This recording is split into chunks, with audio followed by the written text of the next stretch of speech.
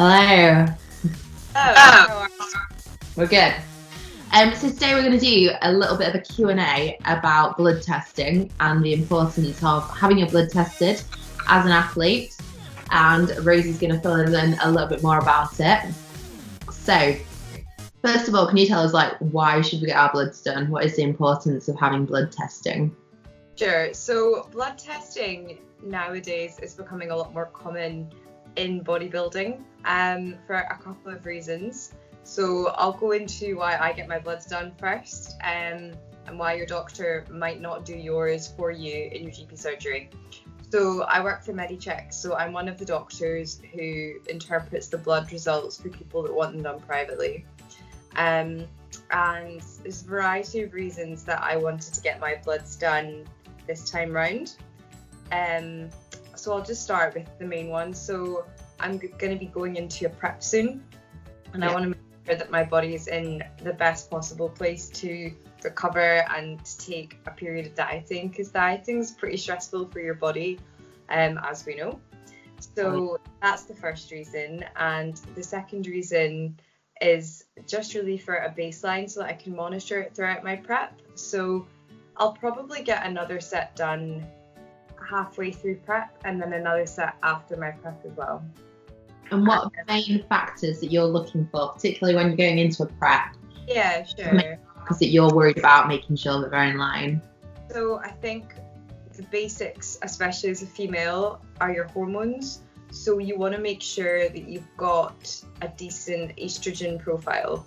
And now estrogen is obviously responsible for our periods and our girly bits and pieces, but it's also responsible for our mood, our strength. One thing people don't really know about estrogen is that the more estrogen you have, the stronger you feel and you are, which is why the week before your period, sometimes you can lift some crazy ass weights in the gym. Be my rage. Exactly. So basically, I wanted to make sure that I had enough estrogen. Also, it's stored in fat. So if you don't have enough fat, you're not going to have much estrogen. And some hormonal contraceptives can affect that. So I've got a Marinacoilin. So my levels are a little bit different, but they're in the healthy range, which is great. And that's something that I want to keep constant throughout my prep as well, because it is important for strength, mood and bone density as well as a female. Brilliant. So how often would you recommend getting your bloods done? So I know you said you're going to get them done at the beginning of your prep, midway through. Is this something that everybody should get done sort of every couple of months? How often? So so it really depends. I've only covered hormones there. The other things that I got done is my full blood count to make sure I'm not anemic. Do you get your thyroid checked as well? Yeah, I do get my thyroid checked. Now, that's a bit of a controversial one. Your thyroid or your T3 can be a bit suppressed when you diet. It's not the end of the world, and it doesn't mean that it can't come back again, but it is a sign that your body's adapting to the dieting. And sometimes that can mean that you might need a diet break. And you want that to be in a healthy range definitely before you start dieting. The thyroid basically is a gland that lives in our neck, and it produces thyroxine, and that hormone is responsible for the energy systems in your body. Some people, if they're hypothyroid, will feel very lethargic and they'll struggle to lose weight, and if they're hyperthyroid, then they'll lose a lot of weight, and they'll always feel a bit hyper, basically. It's a very, very simplified, quick version of it. And for people who are assisted, some people take T3, which is the active part of what's produced by the thyroid, basically. And if you take that for a long enough time, that can suppress your own thyroxine. Sorry if you can hear the football in the background. Yeah, I was wondering what it was. Stadium in Glasgow, and Scotland are currently playing Croatia, or about to, so go Scotland. But that's what that is. What they're saying. So basically your thyroid hormones can be suppressed if you take exogenous or outside hormones. And that's something to look out for as well. Right. So that's a big one. So hormones, and thyroid, full blood count to check if they're not anemic, white cells to check what your immune system's like. If your white cells are suppressed, it means that basically your white blood cells, which fight infection, aren't high enough to fight infection, and you're going to get sick. That is something which can happen on PrEP, and it's just part and parcel. Basically, you don't have enough energy for your body to make an immune response. Again, mine were perfect. And another thing that I had done for me, which I wouldn't have personally asked for, is my cholesterol levels, and also my insulin levels and my fasting blood glucose levels. Now, they come into play if, again, you're assisted, and if you're taking any kind of steroid hormone which is metabolized by your liver also makes your good and bad cholesterol. Basically, a very simplified version, if you're taking stuff that's going into your liver to get metabolized, your liver goes a bit haywire and it makes more bad cholesterol than good cholesterol. So that profile can change. Long term, that's a risk factor for heart attack and stroke and diabetes as well. So again, that's something that if you are an assisted athlete, you want to keep tabs on. So if these readings are out, so I know you mentioned about, like, we talked about your T3 levels. What would you suggest doing? So would you suggest correcting those before you go into a PrEP? Would you go and speak to your doctor? How would you? That's a tricky one. So I actually put a post up today about this. People that get their blood tests done, you've got to ask yourself a couple of questions. Firstly, are you going to change your lifestyle if the results come back negative? Say you're an assisted athlete and your results come back negative and you're out of the range for a lot of health markers. So say you've got high cholesterol, you've got high fasting blood glucose, your hemoglobin actually goes up if you take a steroid hormone, because you're kind of in a growth phase. Are you going to look at that and think, I need to stop taking this? Or are you going to ignore it? And I think, Freya. I think Freya's going to comment on this one. I think a lot of people wouldn't necessarily change what they're doing. Now, if you take blood test results you've had done privately to your GP, you need to be open and honest about what you're taking.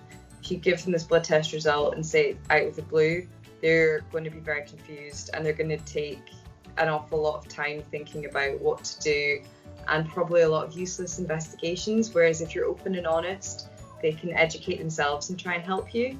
Are they obliged to help, or is it within their remit to say that they don't want to help you in that situation?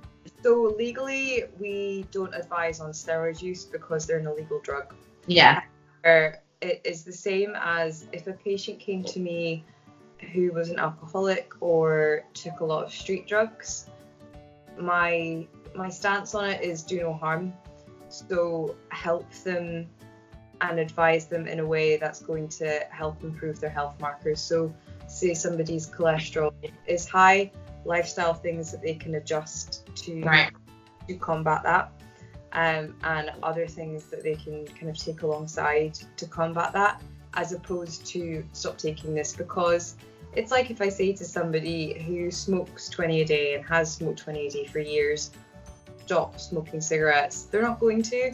But if I can give them ways to make it healthier and protect them in the long term and monitor them and build up a trust, then they're more likely. Am I boring you? Am I boring you? They're more likely to stay healthy in the long term. Yeah. Yeah, and the GP won't do your blood tests if they can't see an indication and you don't give them an indication for them to take your blood. And most people won't say what they're taking or why they want their bloods done, which is where MediChecks come into play. So we have a harm prevention team, which I'm part of as well. Mm-hmm. And what's your role as that? So it's basically what I was saying. It's not giving people advice on anything they might or might not be taking, but it is trying to educate people to talk about these things and make sure that they are getting regular monitoring done to make sure that nobody becomes unhealthy and unsafe. And it's much better that it's done that way than sort of buying stuff off a friend in the gym and then taking it and never actually taking the responsibility for their own body. Like, these things aren't cheap. If you're going to spend all of that money putting stuff into it, then you need to take monitoring it. And I think it's something we've all seen, people who've had very bad experiences. Like, we've both been competing for, I must have been my 4th year. Yeah. And I've seen some girls I've been competing with for 4 years, and you can tell. Yeah. And also, a lot of those girls aren't competing now. Mm-hmm. And that's quite sad. And we want longevity in this sport.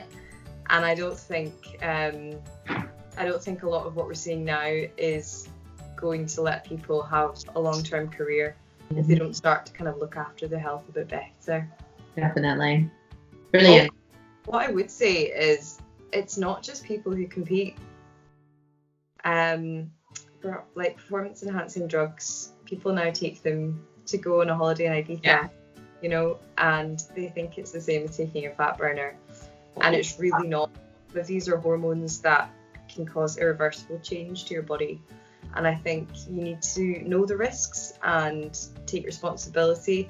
And if you're willing to spend hundreds of pounds on a holiday in Ibiza, then it's probably worth investing in a couple of blood tests. But equally, I think it's worth saying that it's not just people who are using meds that need to get the bloods done. No. I know I've had mine done before at the end stages of the prep, because I was struggling to lose weight.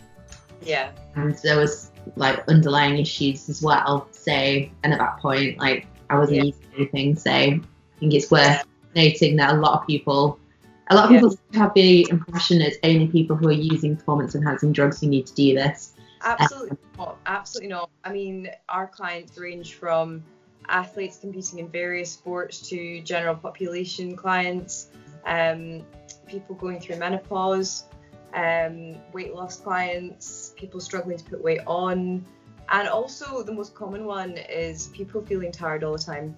Yeah. So tired all the time is actually a set of blood tests that we do in the GP. You type in TATT and it comes up with all these tests. And that's basically, again, checking your full blood count, because anemia is really, really common for causing tiredness. The reason that it causes tiredness is, if you think about, your hemoglobin carries oxygen around your body. If you don't have enough, I just dropped my dog. If you don't have enough hemoglobin, then you drop your dog. And you can't carry oxygen around your body, so you can't create the energy you need, and you will feel tired. And we also check hormones in that as well. And one more topic I want to cover actually is vitamin deficiencies. So most of us are deficient in vitamin D, which again can make you feel absolute rubbish. Yeah. So we checked that, and we checked dietary deficiencies too. Right. So it will just show you if there's anything lacking in your diet, like vitamin B, vitamin C, that kind of thing. Brilliant. Yeah. Really helpful. Right. So if you guys have any further questions on blood testing, if it's for you, or any generic questions, then let us know. Yeah. And if you want the comment. Then I work for MediCheck. There's a link in my bio, and the code is Rosie10 if you want some money off. Great. Speak to you later. Bye.